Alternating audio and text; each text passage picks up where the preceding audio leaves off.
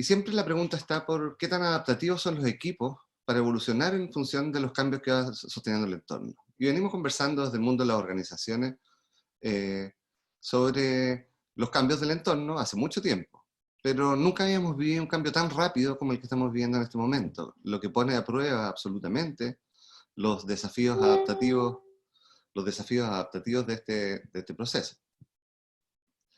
Entonces, bueno, hay un poco en mi perfil, mientras yo hablo lo pueden leer lo que quieran. Eh, Básicamente nosotros desde Aurea nos dedicamos a acompañar organizaciones en sus procesos de transformación cultural, generando capacidades, generando nuevas formas, generando competencias para poder sobrevivir en un mundo que a luces es cada vez más cambiante y que en este momento nos pone en un desafío cada vez más grande. O sea, nos estamos enfrentando a condiciones de vida que no habíamos podido y no nos había tocado enfrentar anteriormente.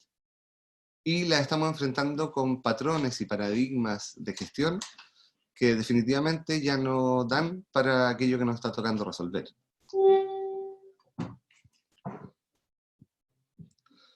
Entonces, estamos viviendo en un mundo de alguna forma que no conocemos y que no tenemos las soluciones a la mano. Eso es bien central. O sea, cuando irrumpe un fenómeno como en este caso el COVID, que es primera vez que nos vemos enfrentados realmente al efecto mariposa en acción. O sea, como una persona con una práctica en China en noviembre genera que en este momento estemos una buena parte, digamos, de la sociedad en sus casas confinados, trabajando desde sus casas, con todos los desafíos que supone. Y ese mundo nos pilla de sorpresa. Nosotros veníamos de un mundo que nos estaba pillando de sorpresa que tiene que ver con el estallido social. Y de alguna forma esto nos ha puesto en la deriva de, bueno, ¿cómo se hace esto si no sabemos hacerlo? Y lo que sucede a nivel de humanidad cuando nos enfrentamos a cosas desconocidas es que buscamos en nuestra caja de herramientas aquello que nos ha funcionado anteriormente. Y tratamos en mucho de replicar fórmulas que nos han funcionado anteriormente para solucionar las problemáticas nuevas. Eso muchas veces funciona, recurrimos a aquello que sabemos hacer para solucionar lo nuevo y no funciona, pero en casos como este, en el cual cambia absolutamente la configuración social, económica, digamos, dada la condición de vida en la que nos enfrentamos, no tenemos todavía las soluciones a mano. Y eso tiene que ver mucho con la realidad que estamos viviendo. O sea, estamos viviendo un escenario que por lo menos desde 1950, se pueden meter a buscar tipos de curva de cambio de escala.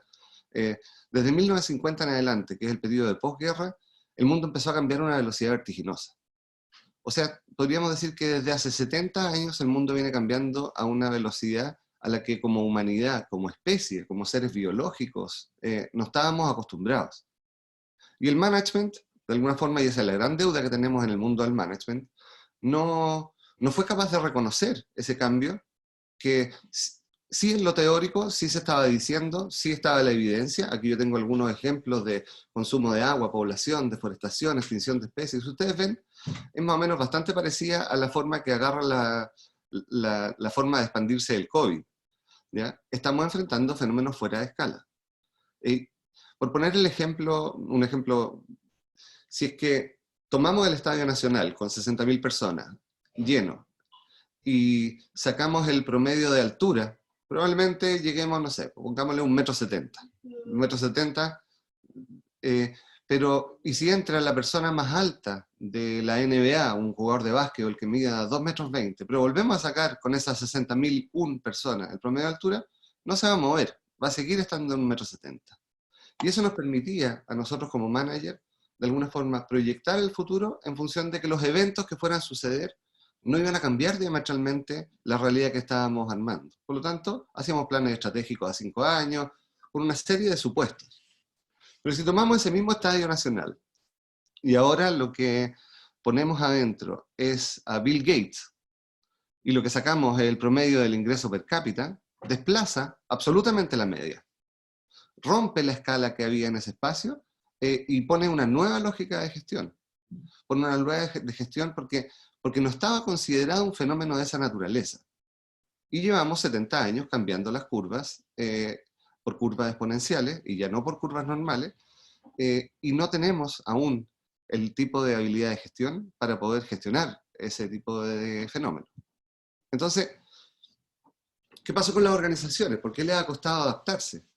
¿Ya? Que, en mucho tiene que ver con que venimos aplicando paradigmas culturales, organizacionales, que no son suficientes, no son buenos ni malos, han sido buenos en algún minuto, han servido para algunas cosas, pero no son especialmente, digamos, ni buenos ni malos, sino que son funcionales a la realidad que les toca resolver. Y en este momento la realidad que nos toca resolver requiere de nuevos paradigmas. Entonces, mientras estemos buscando en lo conocido, nos vamos a ver enfrentados aquí en un mundo como la jirafa, en un mundo definitivamente que no conocemos, que no sabemos qué hacer, y no tenemos mucho cómo abordar.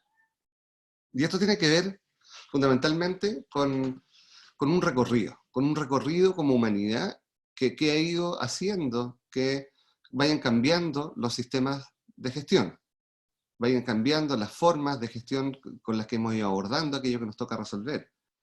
Y al igual que en las organizaciones, cuando hay una práctica instalada que se sostiene, en la humanidad llevamos muchos años sosteniendo algunos de estos tipos de prácticas. Por lo tanto, es natural que nuestras organizaciones tiendan a resolver las nuevas problemáticas con paradigmas más antiguos, porque son prácticas muchísimo más instaladas. Si vemos como humanidad, más o menos hace 12.000 años surge el Homo sapiens y aparece una primera forma de gestión que tiene que ver con conservar la seguridad. O sea, llevamos 14.000 años como especie buscando conservar nuestro espacio de seguridad. Cuando llega una persona a la organización, lo que va a hacer es juntarse con aquella que lo recibió, más allá de la instancia formal, con aquella que la recibió, donde se sintió seguro. Y ese espacio de seguridad, muchas veces obviado por el mundo de la gestión y puesto en aspectos como motivacionales extrínsecos, muestra un espacio que en este momento surge con mucha fuerza. Volvemos a buscar seguridad en el espacio del núcleo familiar, en el espacio tribal. Aproximadamente después, 7.500 años antes de Cristo, o sea, hace más o menos 9.500 años,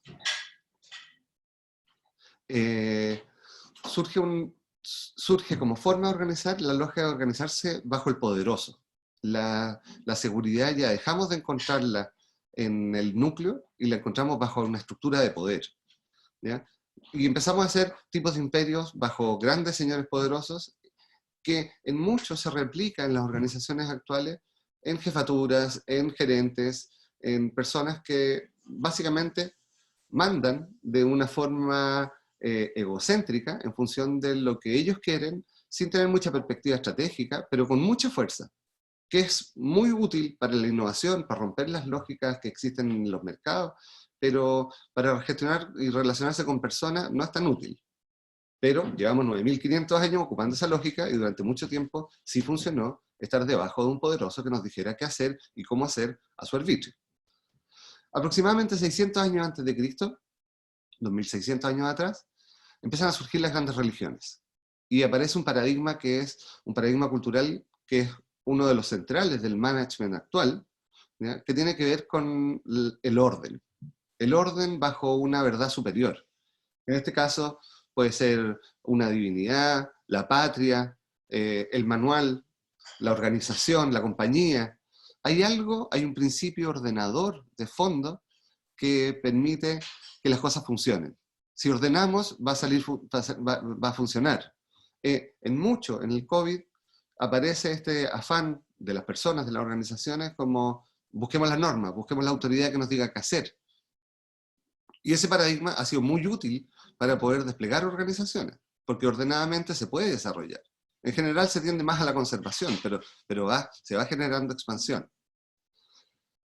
En el 1400, ya 600 años atrás, más o menos, aparece la imprenta y se empieza a difundir el conocimiento. Y aparece un paradigma que tiene que ver con el logro estratégico. Ya aplicamos estrategias para lograr lo que tenemos que lograr. Aplicamos nuevas formas de mirar, vemos el mundo como lleno de posibilidades, ya no amarrado al poderoso, no amarrado a la verdad superior, sino que hay nuevas posibilidades. Entre el paradigma anterior y este paradigma, o sea, el que surge 2600 años atrás y el que surge 1400 años atrás, se gestiona la mayoría de las organizaciones actuales, ¿ya? Entre el logro estratégico, la búsqueda del logro y el orden. Que la cosa esté ordenada y que seamos estratégicos para lograr lo que nos toca lograr. Aproximadamente en el 1950 surge un nuevo paradigma, que es el paradigma de la sensibilidad, que tiene que ver con la Declaración Universal de los Derechos Humanos, tiene que ver con que como humanidad pasamos por una guerra global, una guerra mundial, en la que nos vimos enfrentados a la validación del otro como un legítimo otro. Y aparece esa premisa, y empieza a aparecer el cambio de las gerencias de personas, de recursos humanos a gerencia de personas. Ya no entendemos las organizaciones tanto como máquinas, sino como una relación entre seres humanos, sensibles, diversos, y pone un índice importante a la gestión. Complejiza la gestión en cuanto a que es más difícil coordinar, es más fácil coordinar bajo el supuesto de que estamos haciendo máquinas con personas, por lo tanto generan inputs y outputs y hacemos diagramas de flujos para comprender cómo funciona, a una relación en que todos los seres humanos son distintos, que escuchan como escuchan, que tienen sensibilidades, contextos particulares, por lo tanto la coordinación se hace más difícil. Pero por otra parte, pone una sensibilidad importantísima en que hay otros actores más allá de los muros de la organización, y aparece la sensibilidad con todos los stakeholders que ahí aparecen, o sea, los clientes, los proveedores, las familias de los colaboradores, las comunidades donde estamos insertos, lo que permite que aparezca la lógica de la innovación abierta. Hasta ese paradigma siempre han sido un poco en oposición a los anteriores. Entonces, cada vez que surge uno, niega de alguna forma las capacidades del anterior, diciendo que yo soy la nueva ley. Entonces, el paradigma que surge en el 600 de Cristo, que está señalizado acá con el azul, dice sobre el paradigma del poder, aquí hay un nuevo orden establecido superiormente, ya no depende de la persona que establezca ese orden. El paradigma naranja que aparece aquí desde el 1400 dice respecto al paradigma anterior, la estructura es funcional a la estrategia, que son premisas básicas del management. La estructura no es per se, no puede ser porque resulta que el mundo es cambiante, por lo tanto va a cambiar nuestra estrategia y vamos a abordar el partido entrando a la cancha con la configuración que sea necesaria para la estrategia. Entonces, cada uno de estos niveles pone un insight y al mismo tiempo pone lo que nosotros llamamos una adicción y una alergia. Hasta que, aproximadamente en el 1980, con el surgimiento de Internet, donde el conocimiento se democratiza, se abre, ya están en línea todas las grandes universidades, o sea, no tenemos una problemática particular de acceso al conocimiento, y que hace una mirada al recorrido evolutivo y dice, todo este recorrido que hemos tenido desde 15.000 años atrás sirve.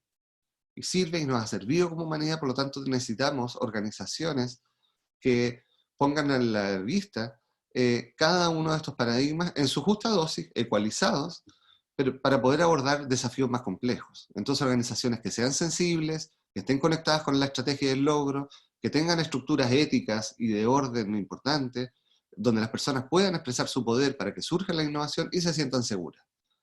Básicamente desde el 1980 en adelante empiezan a aparecer algunos señales de ese tipo de organizaciones.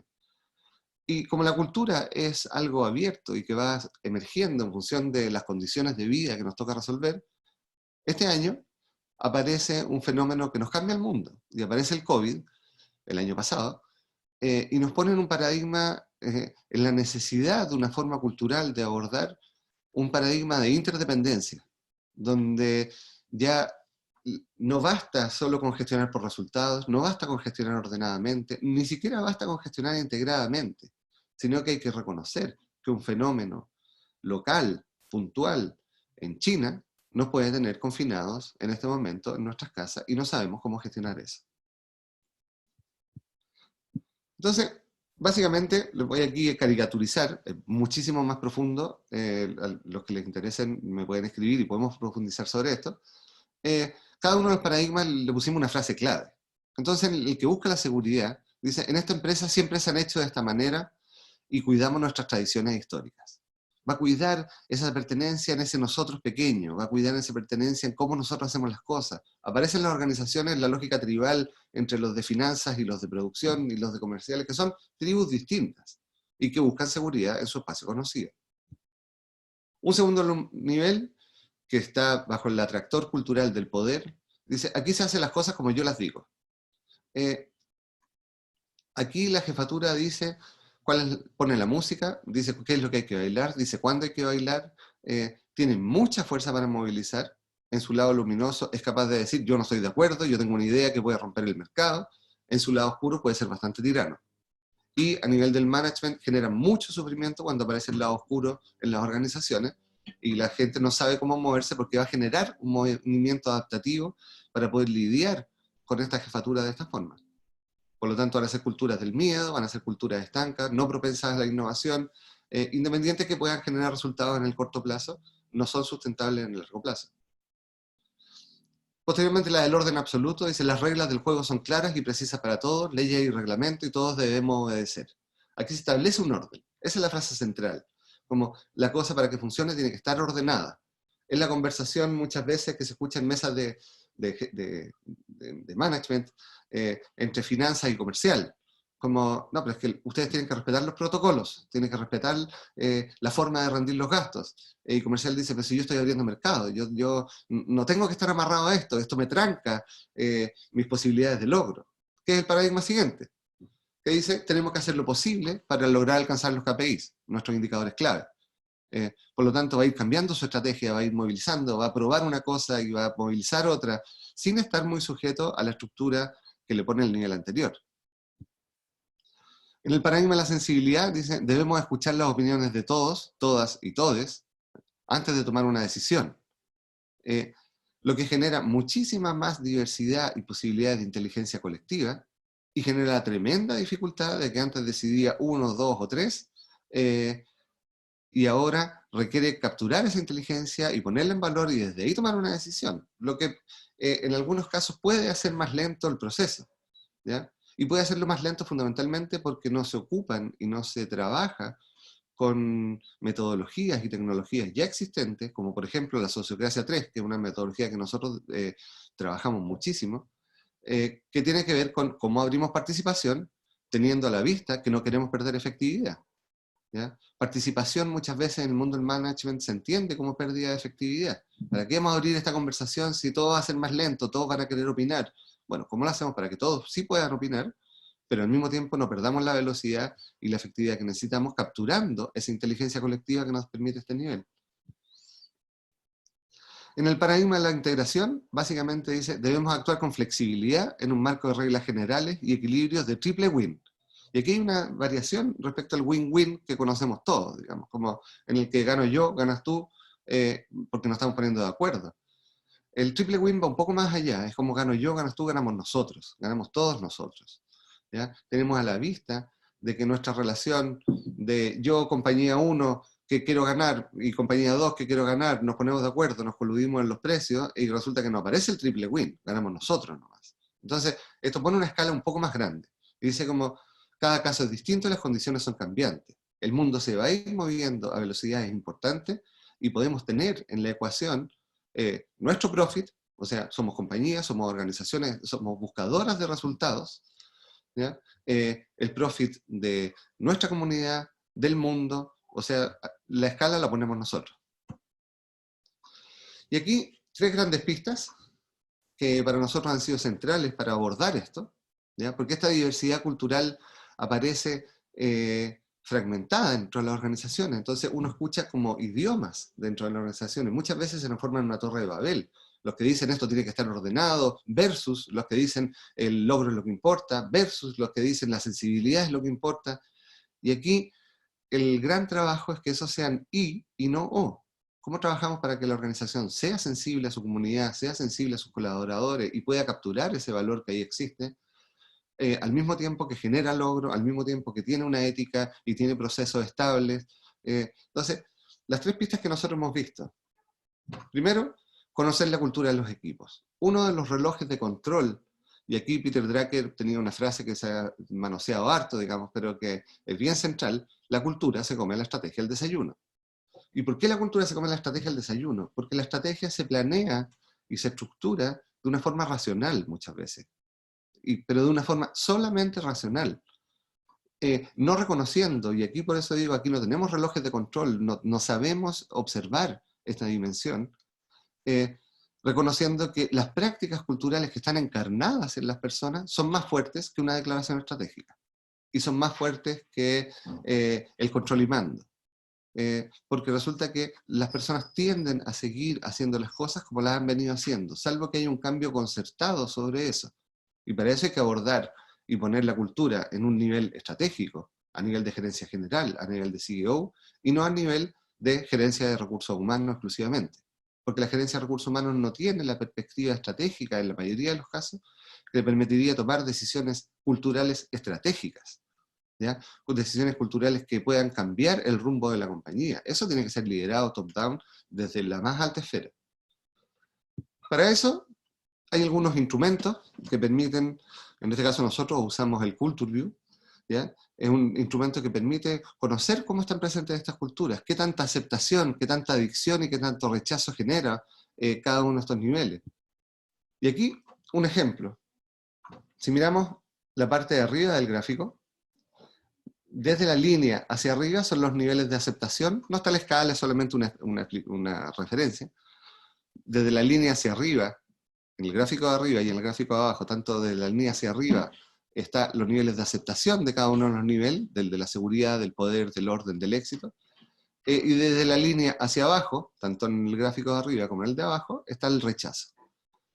En el caso de arriba, teníamos un gerente, el gerente de la organización, el big boss de la organización, y presentaba una tremenda aceptación en el paradigma del éxito y una muy baja aceptación en el paradigma de la estructura.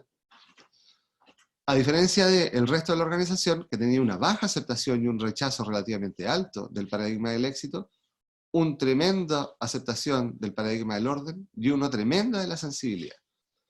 Ustedes se imaginarán el tipo de conversación que ahí surgía, cuando el jefe decía, aquí lo que importa, lo que no se mide no importa, lo que importa son los resultados, así que vayamos probando las estrategias que tenemos para poder salir al mercado y comernos y con el mercado. Frente a lo cual aparecía una respuesta organizacional de, bueno, pero nosotros venimos haciendo las cosas de una cierta forma, ¿por qué vamos a cambiar si no da resultados? Y por otro lado, estamos solo preocupados de los números, estamos solo preocupados de los indicadores, ¿y qué pasa con las personas? Entonces, el nivel de resistencia cultural, que había una decisión estratégica, era gigante. Y al poder mirarlo, y al poder observarlo, aparece esa tensión que se tiene que gestionar desde un nivel de integración, desde un nivel que en este caso está graficado con el amarillo, donde aparezcan los niveles anteriores. Y para eso hay que conocer la cultura. Esto también lo podemos ver nosotros con mi colega Daniel Fernández, escribimos un libro del 2014 donde anticipamos, en función de estas lecturas, cómo iba a suceder la evolución cultural de Chile. Y dijimos, a fines del 2019, el 2020, ¿ya? El 2020 específicamente, puede haber un crash cultural importante. Y tiene que ver con cómo fueron surgiendo estas olas. Desde el año 73 con la pérdida de la democracia, hasta la vuelta a la democracia, donde empezó a declinar el paradigma del orden absoluto que se instauró en ese periodo, y el surgimiento del paradigma del logro. Todo el trabajo de la democracia, donde empezó a aparecer cada vez más un fenómeno de alta complejidad cultural, donde había olas enfocadas en el logro, enfocadas en la conservación, enfocadas en la sensibilidad, y empezó a aparecer esa fuerza roja de poder que dijo, como este modelo que me vendieron no iba a ser y no está siendo para todos y todas, sino que me excluyó, me transformó en un objeto, me transformó en una cosa, y apareció esta tensión cultural. Y si lo vemos como ese fenómeno particular, junto con el desarrollo del PIB de Chile, no es menor que ese fenómeno suceda cuando nuestro PIB empieza a cambiar de escala, cuando se sale de la escala, cuando ya llega un periodo sostenido de cambio en nuestras condiciones. Por lo tanto, cambió nuestro mundo en el que habitamos y se complejizó nuestra cultura. Y ese fenómeno en el management tenemos que ser capaces de entenderlo y abordarlo. Porque si no leemos esas señales, nos vamos a seguir siendo el mejor vendedor de látigo y ruedas de carreta cuando los automóviles ya están por las carreteras. Una segunda pista, distribución del poder. Distribución del poder suena bastante sencillo, pero resulta que es bastante complicado para los managers que están acostumbrados a tener el control. ¿Ya? ¿Cómo distribuyo poder? Delego y controlo, esa es la forma más fácil de distribución de poder, pero le doy autonomía a mis equipos.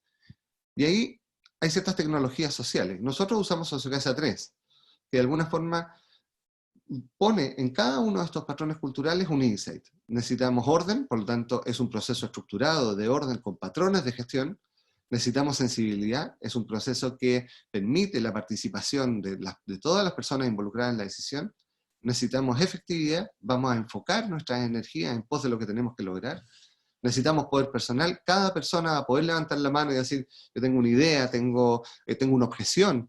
Entonces, se puede ir distribuyendo y pasar de lógicas como esta, que es una empresa que nos tocó asesorar, ¿ya? Donde existía una verticalidad tradicional, una estructura piramidal, donde había un director general, departamentos, y como una pirámide como venimos haciendo hace miles de años ya, y pasamos a esto.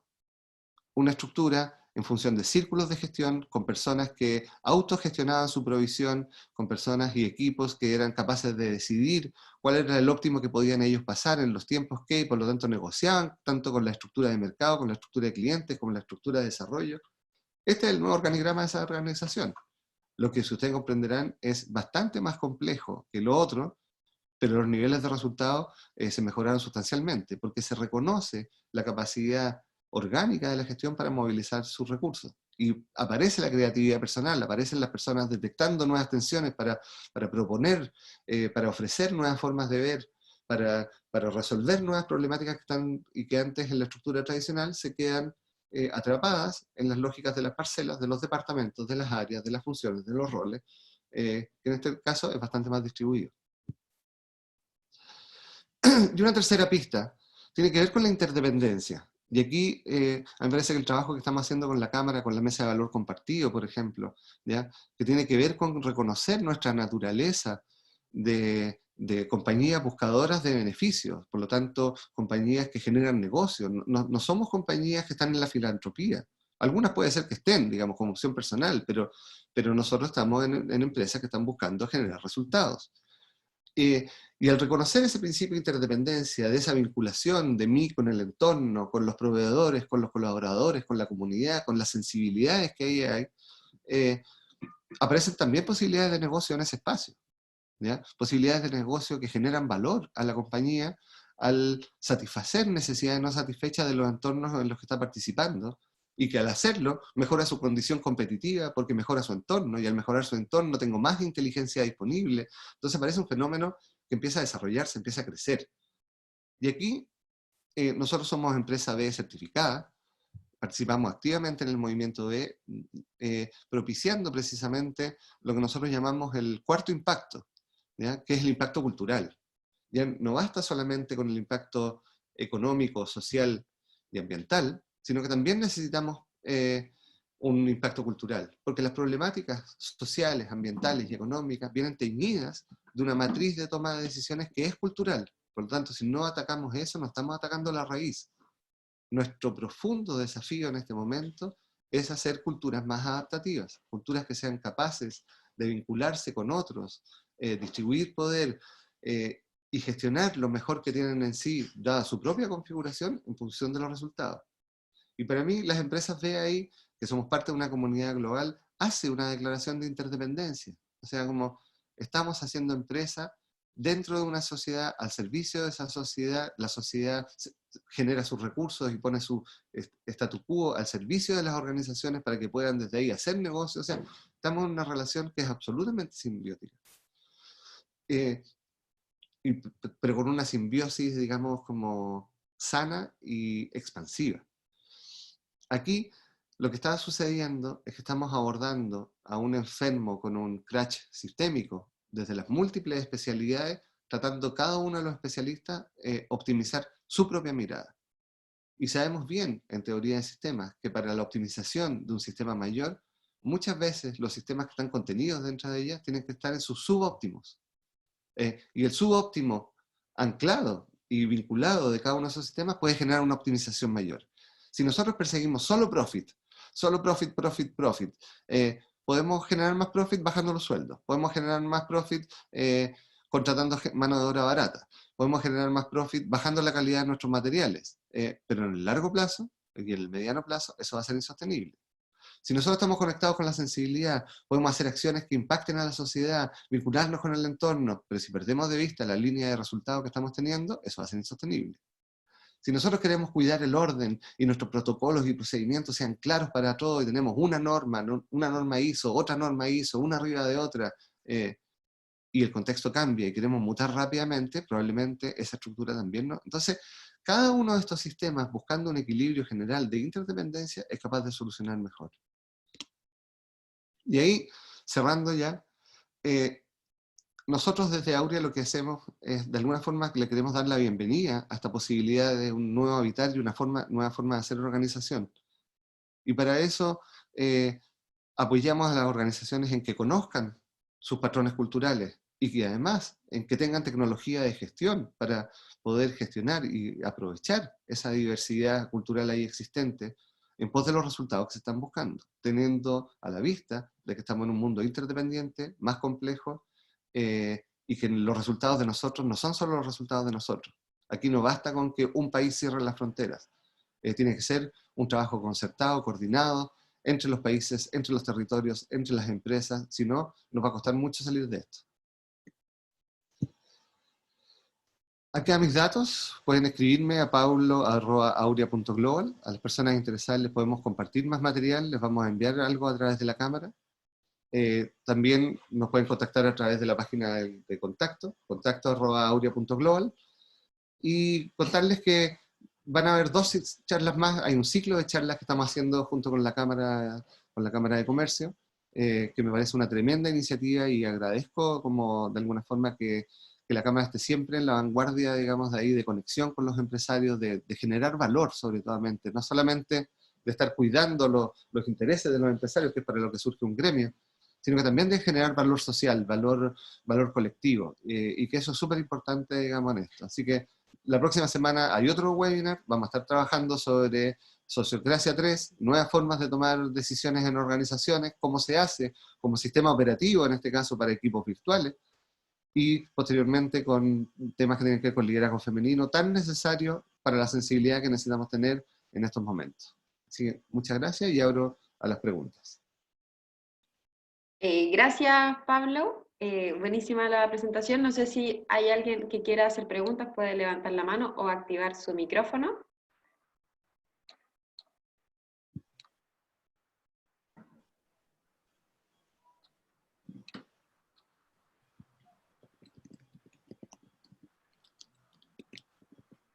No, mientras tanto,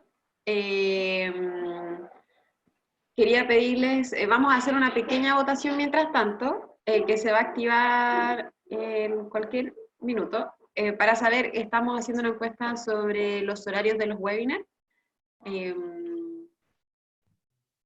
para que puedan votar si este horario les acomoda. En el fondo queremos adaptarnos a los mejores horarios, que la mayor cantidad de personas puedan participar. No sé si ya están votando.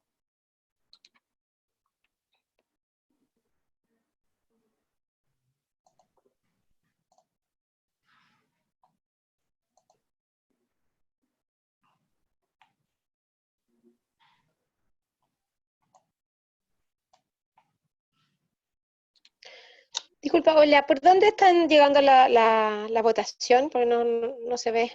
¿No se ve todavía? O por lo menos yo no la veo.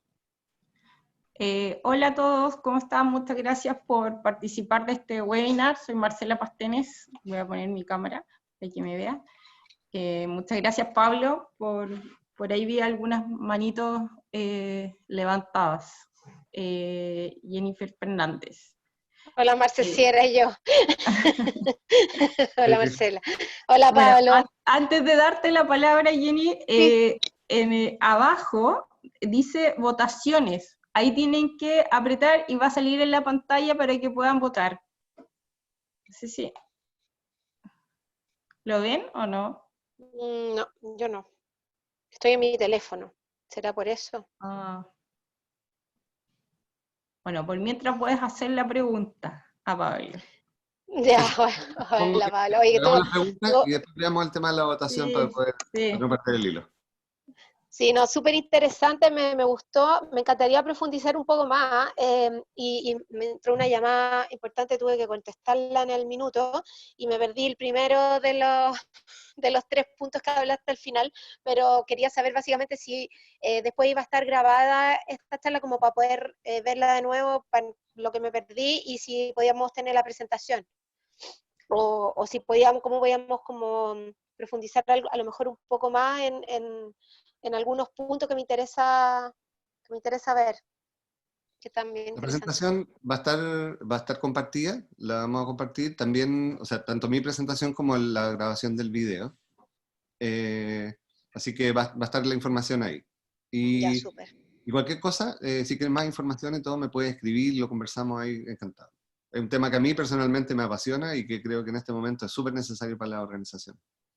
Absolutamente. Sí, ya pues, muchísimas gracias. ¿No? Bueno, acá por el chat encontré una pregunta de Víctor Castro. No sé si pueden ver en el chat, que pregunta, en este nuevo orden, ¿cuál es la relevancia que toma en las organizaciones? A lo mejor podría aclarar la pregunta. ¿Está por ahí, Víctor? Entiendo la pregunta, Víctor.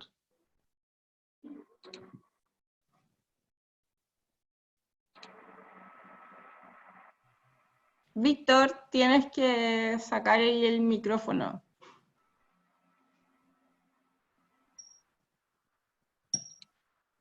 Ahí toco. A la 1, a las 2 y a las 3, si no al agua.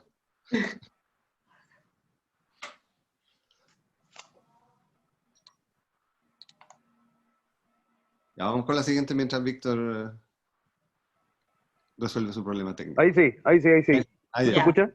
Sí. Sí. No, sí, mi pregunta tenía relación en que en este nuevo orden que se viene, donde no sabemos para dónde va la pelota y cómo se organiza todo, o sea, desde la familia, desde la empresa, desde la pega personal, ¿cuál es la relevancia que toma el estar informado o el estar bien comunicado dentro de una organización? ¿Cómo eso conlleva a poder ordenar lo que viene? Uh-huh. La cultura se transfiere fundamentalmente de forma comunicacional. ¿Ya? En el año 76, Richard Dawkins escribió un libro que se llama El gen egoísta, donde habla de los memes. Nosotros conocemos los memes de internet y todo eso, digamos, pero viene de ahí. Un meme, él dice, es el equivalente a un gen, pero a nivel cultural. ¿Ya? Es la unidad de transmisión cultural que existe, y eso se transmite por imitación. ¿Ya? Y porque viene de mímesis, y de ahí aparece la palabra meme. ¿Ya? Entonces, la comunicación que existe en la organización, cuando yo incorporo la perspectiva cultural en pos de una decisión estratégica de incorporar la perspectiva cultural, ¿ya? Es central, porque va tiñendo de alguna forma cuál es el patrón cultural al que estamos llamando, cuál es el patrón cultural que le estamos dando validez, cuáles son los patrones culturales que dentro de nuestra cultura nosotros permitimos. Por lo tanto, en este momento la forma en que se comuniquen las organizaciones, tanto hacia afuera como internamente, es central para poder implementar de mejor forma nuevas culturas. Y ahí, Pablo, la coherencia entre lo que se transmite, lo que se dice y lo que se hace, porque tú decías en el primer punto Claro. que las prácticas culturales eran más fuertes que la cultura o la visión o la misión colgada en la pared. Sí, totalmente. Entonces, desde ese punto de vista, ¿cómo se plantea el tema de la coherencia? ¿Cómo se puede ser lo más coherente posible desde una administración centralizada que tiene que tomar decisiones hasta el último empleado que ve que su organización hace cosas que le influyen o él también tiene que tomar ciertas cartas en el asunto, desde la perspectiva personal, de cómo aportar a lo que se está haciendo? Acá nuestra experiencia con equipos de alta dirección es, nosotros ponemos un indicador que para ese equipo en particular que tiene que ver con la coherencia cultural. ¿Ya?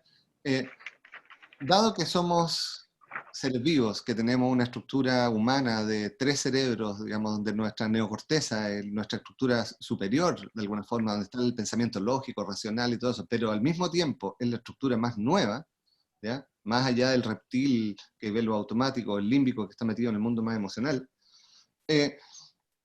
nuestra cabeza es capaz de crear cosas que no somos capaces todavía de hacer. Entonces, nuestra mente lo que va haciendo es proyectar ideas, ideales, formas, pero que no necesariamente es capaz de hacerlas. Y eso es un error grandísimo en el mundo del management, y sobre todo en la alta dirección, cuando yo pido, a nosotros a veces nos llaman, nos gustaría tener una cultura como la de Google. Uno dice como, le faltan 100 años para tener una cultura de Google. Entonces, ¿qué pasaría si tenemos algo un poquito más allá del almacén de barrio? ¿Ya? Porque no basta con poner una mesa de ping-pong en el centro de la oficina y un taca-taca y pintar las paredes de colores para que nos transformemos en Google. Entonces, ese indicador de coherencia cultural en el equipo directivo es trabajar, y por eso requiere trabajo consistente, digamos, trabajar con el equipo directivo para que hagan esa primera declaración. Esta es la cultura que queremos. Trabajemos con ellos para ver, esta es la cultura que nosotros somos capaces de ejemplificar.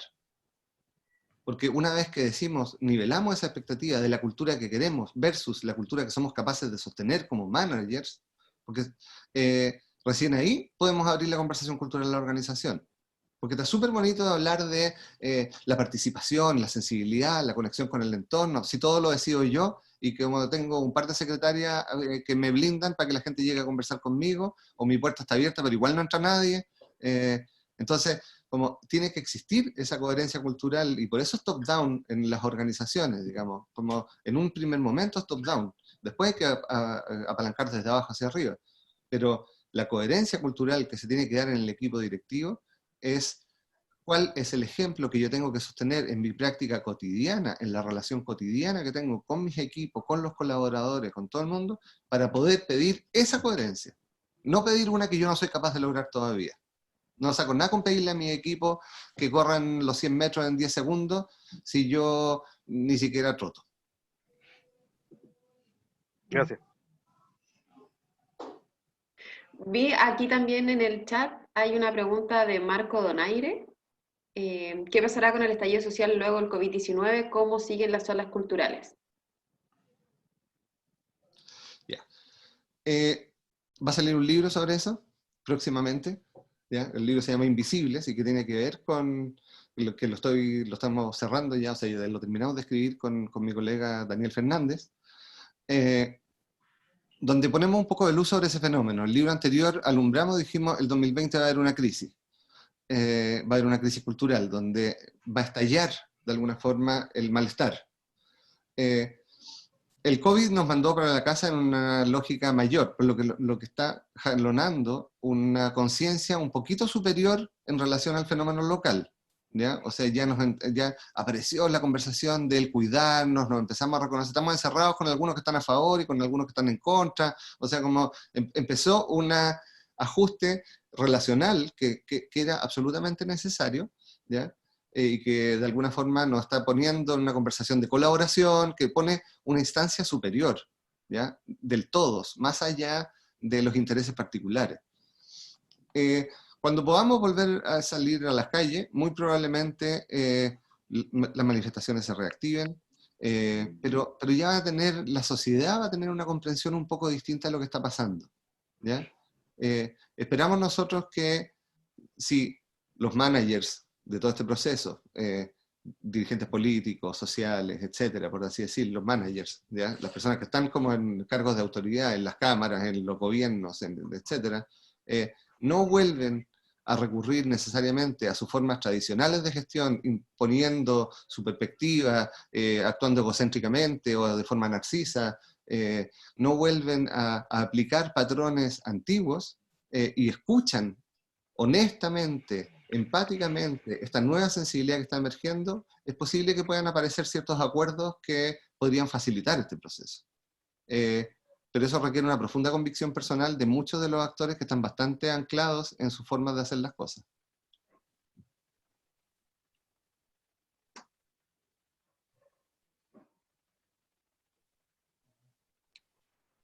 Muchas gracias, Pablo. No sé si alguien más tiene preguntas, que quiere activar su micrófono, lo puede escribir a través del chat.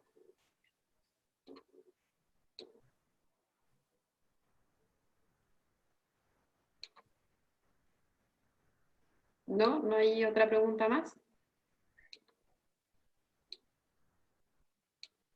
No hay más preguntas. Tengo una pregunta, Pablo. Hola, soy Esteban Rodríguez. Hola, Esteban. Un ¿Me gusto. escuchas? Sí. Oye, una de las cosas que he estado conversando con algunas empresas,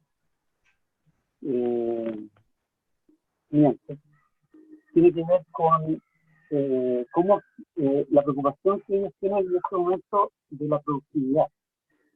Es decir, gestiona la productividad de manera online. Voy a repetir una frase literal de un jefe. Me dijo, en esta pasada voy a saber quiénes estaban calentando la gente. Es decir, voy a medir KPI o OKR, como hace en otras empresas, concretos para saber quién produce, quién no, y así voy a poder hacer una reestructuración con mejor fundamento, porque voy a estar mirando productividad o resultados diarios. Entonces, ¿cuál es mi preocupación cuando yo escucho esto? Mi preocupación es que hay un supuesto a la base de que la productividad es un resultado individual. Entonces, a mí me gustaría devolverle a ese gerente una invitación, que además es socio de la empresa, creo, y es uno de los socios de la empresa. No, me gustaría devolverle una invitación a crear contextos o condiciones organizacionales para el despliegue del talento, de la sinergia y de la productividad, y no verlo como una situación individual, como que este hace más llamadas o consigue más prospectos, más propuestas de negocio, queda y el otro se va. Entonces, claro, el punto es que él me puede decir, ya, pero explícame qué es eso. Y el punto ahí, yo lo veo como un desafío cultural, ¿no? Esto que te estoy diciendo, lo veo como un desafío cultural. Y yo creo que hay muchos dueños de empresas diferentes que no están interesados en este momento en abrir la conversación de una construcción de cultura. Hay más que están dispuestos a saltar la crisis y ver cómo reestructuro y después veremos y reconciliemos. Lo mismo ha pasado en fusión. Primero hacemos la fusión, cuando limpiamos toda la herida, o sea, cuando terminemos de sacar a la gente, limpiamos la herida y ahí lo reencantamos. Mi preocupación, Pablo, entonces tiene que ver con cómo hacemos para que esto no se postergue, sino que empiece a ocurrir ya, que seamos parte de la solución y no lo posterguemos para después, el tema cultural. Quizás fue muy larga mi pregunta, pero disculpa, pero lo que... No, la pregunta fue corta, el contexto fue largo. Ya. Mira, yo concuerdo contigo en que aquí hay un error, por así decir, en parte en ver la productividad como un fenómeno solo individual, ¿ya? Porque sí tiene una componente individual. Y pasa lo mismo con el liderazgo. Cuando quedamos atrapados en la concepción de que el liderazgo es un fenómeno de un individuo con capacidades para liderar, etcétera, y no vemos que es un fenómeno colectivo, quedamos atrapados también. El tema es que es natural que las personas y las organizaciones que de alguna forma sostienen esas prácticas de las personas que están dentro, tengan un retroceso en sus prácticas en momentos de crisis. Las empresas que están arrojadas al logro, cuando viene una crisis se ponen a ordenar. Las empresas, las organizaciones que están conectadas con la sensibilidad, cuando ya se les acaban las lucas, digamos, para gastar en función de su sensibilidad, empiezan a ver cómo generan unidades de negocio. O sea, ese movimiento de tratar de recuperar algo que había antes que me servía para poder solucionar esto, es un movimiento natural. Entonces, por un lado, se necesitan culturas de mayor integración, mayor interdependencia, que son culturas más complejas que las que estamos acostumbrados a habitar. Pero por otro lado, el movimiento, y que aquí hay una cosa media paradojal a nivel cultural, que es el gran desafío que tienen las organizaciones, el movimiento no es moverse hacia esas culturas, ¿ya? Porque es un proceso evolutivo, ¿ya? El movimiento es mirar hacia atrás. De todas las culturas que yo tengo instaladas en mi organización, ¿cuáles son sus manifestaciones adictas y cuáles son sus manifestaciones que presentan alergias? Para poder limpiar y sanar las estructuras anteriores que permitan que el proceso evolutivo suceda, ¿ya? Eso es una tremenda diferencia de enfoque en lo tradicional del management, que siempre apunta hacia adelante de alguna forma. Entonces, ¿qué es lo que va a hacer el manager? Va a decir, vamos a medir la cultura actual, vamos a establecer la cultura deseada y vamos a hacer un roadmap para llegar desde este punto 0 al punto 1. Eso no funciona. No funciona porque el punto 0, en la medida que yo me empiezo a mover, el punto 1 se empezó a mover. Porque empezaron a cambiar las valoraciones, porque empezó a cambiar el contexto, porque hicieron nuevas complejidades, ¿ya? Entonces requerimos, los economistas, los que venimos de ese mundo, como decimos, ceteris paribus, que es, vamos a dejar todas las variables demás quietas para poder hacer que el modelo funcione, ¿ya? Hacemos ese tipo de cosas, pero en este momento todas las otras variables se están moviendo, entonces es una irresponsabilidad del management suponer que eso no se está moviendo. ¿Qué necesito hacer? Mirar mi estructura de logro y decir, ¿qué tengo que conservar de esta estructura de logro? ¿Qué es lo sano de esta estructura de logro que ha servido para que estemos donde estamos? ¿Y cuáles son aquellos aspectos del logro que nos están haciendo daño? Donde puede haber una adicción, lo que no se mide no importa, ese tipo de lógica. ¿Cuál es mi estructura de orden? ¿Cuáles son las prácticas ordenadas que nos van a permitir seguir existiendo? Pero al mismo tiempo, ¿dónde están mis dogmas? ¿Cuáles son los dogmas? Porque aquí hablamos de decisiones racionales, que vienen de teorías, pero todas las teorías vienen de premisas aceptadas como si fueran ciertas. Y todas las teorías tienen en el trasfondo premisas que son emocionales, que son opción de los recursos son escasos, las necesidades infinitas. Por ejemplo, hay una premisa que funda la teoría económica y hay una vinculación emocional con eso, ¿ya? De que el mundo no alcanza para todo, por lo tanto me tengo que mover rápido, por lo tanto aparece la acumulación, por lo tanto aparece las diferencias. Entonces, como mirar ese recorrido hacia atrás y mirar qué de todas estas culturas que hemos habitado nos sirven y cuáles son aquellos aspectos que tenemos que soltar, va a permitir que aparezcan las culturas de la integración y la interdependencia. Y en la productividad pasa lo mismo. La comprensión de que la productividad es un fenómeno individual está absolutamente errada, ¿ya? No saco nada con medir la productividad. Una persona que es productiva en este contexto lo agarro y lo pongo en una empresa que hace lo mismo, porque tiene una cultura distinta y dejó de ser productivo. Entonces no tiene que ver con las capacidades individuales, tiene que ver con el entorno en el que está participando, tiene que ver con el contexto en el que está participando. Si miramos la productividad de Chile, es bajísima en relación a otros países, ¿ya? Y eso no tiene que ver con el problema de las empresas, aquí hay un problema de educación, de que la gente no sabe leer, que la gente no sabe seguir instrucciones, y un montón de cosas que tiene poco pensamiento crítico, y podemos ver que nuestra educación, tanto pública como privada, es bastante deficiente. Por lo tanto, pedirnos a nosotros que seamos productivos, si venimos en una lógica de terrateniente, oligárquica, que corta de arriba hacia abajo, yo hago lo que me dicen y mi productividad no es tema. Entonces, hay que empezar a mirar este tipo de variables como variables colectivas. Y eso tiene su complejidad porque yo, manager, puedo estar amarrado a que estoy haciendo la mejor movida que puedo hacer ahora y que se me va a desarmar pasado mañana cuando venga otro virus que nos tenga confinados, digamos.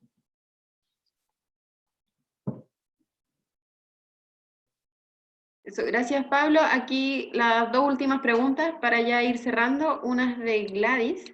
Pregunta si esas debilidades culturales de las organizaciones se acentúan en este contexto de crisis. ¿Es posible que las grandes empresas empiecen a disminuir si no se reestructuran? Y Nico de Ríos pregunta también, ¿y qué nos correspondería a las pequeñas empresas y emprendedores desde una perspectiva de vinculación con el ecosistema? Yo he participado en algunos procesos de investigación que se están haciendo afuera, en Finlandia particularmente, con un profesor allá, con Esko Kyklik, donde se está viendo la emergencia de estructuras organizacionales gigantescas que duran nada, ¿ya? O sea, vamos a hacer una empresa que solucione la problemática X con 1 millón de personas trabajando alrededor del mundo y que va a durar 5 meses porque se terminó eso y se terminó la empresa. Entonces, la lógica tradicional que surge en el contexto del paradigma del orden, ¿ya? 1600 años antes de Cristo, 1400 años antes de Cristo, en el que tenemos que hacer organizaciones que duren 1000 años, ha servido para los ejércitos, ha servido para las iglesias, pero para las compañías que adoptaron esa forma y hicimos pirámides para poder gestionar, etc., ya no está sirviendo. Por lo tanto, es muy probable que las empresas, sobre todo en un contexto como el que estamos viviendo ahora, más todavía en un contexto como el que estamos viviendo ahora, que las grandes empresas, y que muchos lo están haciendo, empiecen a ver la necesidad de conectar con el ecosistema de una forma más orgánica, ¿ya? Y empiecen a fomentar la cultura de intraemprendimiento, permitiendo spin-off que hagan que esa necesidad que yo satisfacía con personal dentro de la compañía, en función de mi propio proceso productivo, me doy cuenta de que ese proceso también puede haber una oferta en lo que hacemos hacia otros, me generan nuevas oportunidades de negocio, generan nuevas empresas, más chicas, pero más conectadas. Entonces, es un organismo probablemente más grande, pero no bajo un mismo root, por decirlo de alguna forma. Entonces, es muy probable que las grandes compañías empiecen a ver cuáles son las áreas que pueden tener afuera, y que lo vienen haciendo hace un buen tiempo también, desde una lógica de optimización. Aquí estamos hablando de una lógica de interdependencia y conexión, que es bastante distinta. Pero eso va a empezar a suceder. Debiera empezar a suceder que las grandes compañías empiezan a focalizarse sobre aquello que tienen y empezar a abrir aquellas áreas de negocio que podrían estar contenidas dentro de su fuerza emprendedora, para generar nuevas posibilidades de negocio, por lo tanto generar un organismo en red, más que un gran castillo. Y respecto a lo de Nico, tiene harto que ver con lo anterior. Yo siempre veo, por un lado, yo tengo una posición crítica sobre esta religión del emprendimiento, ¿ya? Lo he planteado en diversos foros, en investigaciones, etcétera, y hay harta investigación sobre eso, como el emprendimiento en sociedades desiguales se plantea como una forma paliativa a las problemáticas de empleo, ¿ya? Y se ve en este momento en el pataleo natural, ¿ya? Que están teniendo las empresas, que se están viendo absolutamente acogotadas porque su motor de vida estaba puesto en el emprendimiento y sus resultados dependían de su existencia, pero no tenían recursos, no tenían caja, no tienen capacidad para sostener. Entonces se les cerró un poquito el negocio y tuvieron que salir a buscar trabajo o salir a reinventarse, ¿ya? Es una fuerza que hay que propiciar, es una fuerza necesaria porque cambia las condiciones de vida, y requiere de ciertos contextos. Entonces, ¿cuáles son esos contextos? Yo siempre uso la metáfora, porque tengo el puerto aquí al frente, para mí las grandes compañías son los transatlánticos que llegan al puerto. Pero resulta que ¿quién le ayuda a entrar al puerto? Los remolcadores. Y el capitán del barco le pasa el barco a los remolcadores para que lo ayuden a hacer entrar al puerto. Y que los remolcadores son en una centésima parte del tamaño, digamos, del barco grande, ¿ya? ¿Y por qué puede ser eso? ¿Por qué puede suceder eso? Porque las pymes, en este caso, las pequeñas empresas, los emprendedores, tienen muchísima más capacidad de vinculación con el entorno, más rápida, están ahí, tienen más capacidad de conexión, son más livianas, tienen capacidad de reinventarse más rápido. Por lo tanto, si generamos pymes que son capaces de comprender los códigos organizacionales de las grandes compañías para poder generar una vinculación, tenemos el puerto USB para conectar ahí, y generar una vinculación virtuosa, van a servir. Si generamos pymes que tienen la misma lógica y voy a tratar de hacer una pirámide más chica, nueva en mi lado, cerrado del sistema en el que estoy participando, sin vinculación con el entorno, que no se trata de estar en la infinita charla de emprendimiento y en el infinito evento de generación de redes, sino que con el entorno yo me refiero a estando ahí escuchando clientes, estando ahí prototipando productos, pueden ser un motor de evolución y un motor de innovación relevante, porque tienen muchísima más velocidad para moverse que una cosa que pesa miles y miles de kilos, digamos, como un castillo, un transatlántico.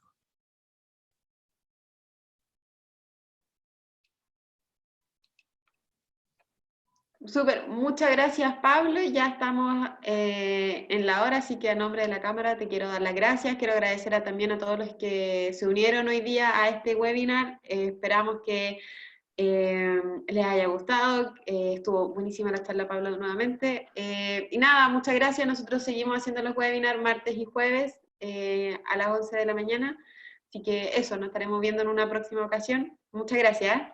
Perfecto, muchas Ya. gracias. Muchas Sí, sí. gracias, chao. Muchas gracias a todos.